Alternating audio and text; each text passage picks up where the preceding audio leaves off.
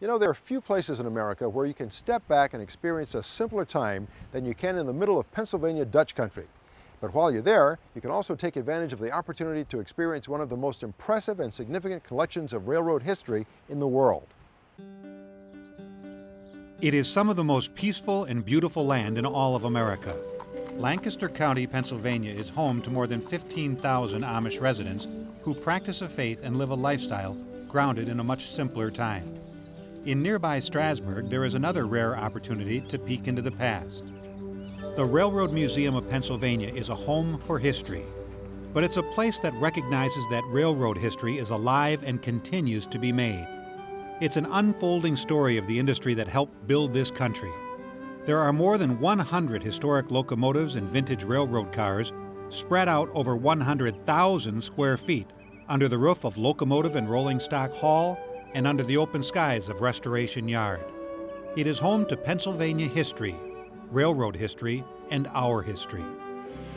The collection was made or used in Pennsylvania, so we have a large variety of items that were made in Philadelphia, for example, at the Baldwin Locomotive Works, at the Vulcan Iron Works in Scranton, or the Porter Works in Pittsburgh. We also have a number of railroad car manufacturers, such as the Budd Company and the American Pressed Steel Car Company, represented in the collection.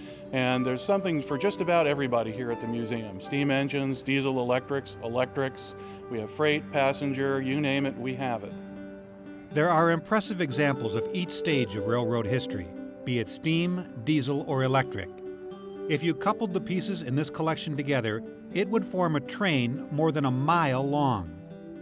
The Lindbergh steam engine is a Pennsylvania Railroad Class E6 locomotive, which is an Atlantic type that was actually run from Washington, D.C. to New York City, racing an airplane in 1927. The E7 was the first diesel-electric passenger locomotive delivered to the Pennsylvania Railroad in September of 1945. And it was very successful in the fact that they had to actually monitor it very carefully, because a normal steam engine would go maybe 9,000 or 10,000 miles before it would need major servicing. And this locomotive ran for almost 80,000 miles before it needed its major servicing. And when the Pennsylvania Railroad Board of Directors saw that statistic, they knew that the days of steam were pretty much limited on the Pennsylvania Railroad, and they began to then phase out steam and go to diesel-electric locomotives. The GG1s were developed by the Baldwin Locomotive Works and GE for the Pennsylvania Railroad in 1934. And these were an electric locomotive designed to run on the new electrified corridor up and down the East Coast, and also from Philadelphia to Harrisburg. And these engines were designed for high-speed passenger traffic. They were capable of speeds easily up to 110 miles an hour with a full steel train behind them. The museum uses as a slogan, "Real trains, real history, real excitement," because this is a place where history comes to life. The Locomotive Cab Simulator lets you feel what it's like to be running an authentic Norfolk Southern freight locomotive. The run may be simulated, but the feeling is real. There's the popular air brake instruction car. There's a working restoration shop where you can see the meticulous attention to detail that goes into the preservation of history.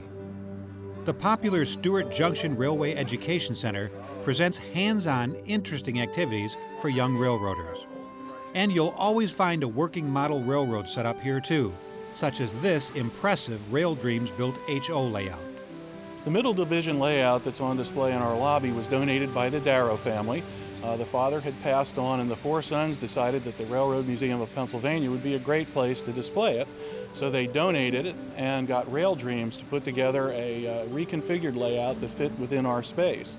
And it is a depiction of the Pennsylvania Railroad Middle Division between Lewistown and Mifflintown, Pennsylvania. And it has a lot of the features in HO scale, of course, that were along the tracks in that area. The museum also regularly hosts exhibits featuring railroad art and photography. Railroading is multidimensional, and this museum is too. Now, right across the street, you'll find another of Lancaster County's most popular attraction. The Strasburg Railroad is America's oldest short-line railroad. Founded more than 175 years ago, the Strasburg Railroad has grown from being a one-time freight hauler into an impressive tourist destination. The 45-minute trip through the peaceful Pennsylvania Dutch countryside is both relaxing and educational. And you'll have to decide which is prettier, the locomotive or the scenery. 475 is the Norfolk and Western 480. It's the only one running in this country. It was built in 1906, I believe, and it was built primarily to haul freight, and it was a very large locomotive for its time, and it had a very short tender. It's actually built a lot like a narrow gauge engine. We have more Amish farms along the line than we did when the railroad first started back in '58. And it's pretty much untouched since then, and it's just beautiful farmland. The beautifully restored parlor and dining cars offer both nostalgic elegance and modern convenience. If you really want to live the high life, climb aboard the Reading Car Number 10, a genuine railroad president's private car. The president's cars also were called business cars, and typically they were used by railroad officials to travel over their respective railroads. Well, Reading Car 10 is pretty unique in a number of different ways. First of all, it's only had two homes, the Reading Railroad and the Strasburg Railroad. Three fellows here at the railroad bought the car back in the early 60s, and it came basically right off a Reading business trip delivered to the Strasburg Railroad. The interior is virtually original. I mean, there's been some modifications made by the Reading, mostly. A few modifications here at Strasburg, but it's beautiful inlaid mahogany. The marquetry is just gorgeous on it. It's really a cool car. The entertainment at the Strasburg Railroad doesn't stop the moment you get off the train. There's affordable fun for the whole family. Here on the grounds, there are experiences for the kids that will live on long after your trip to the Strasburg Railroad has ended. And for the mechanically inclined, a visit to the well-respected shops here will show you how the trains are refurbished and maintained. A day in Strasburg is indeed like a day in the past, but you'll leave with a new appreciation for how the railroading industry helped pull this country into the future.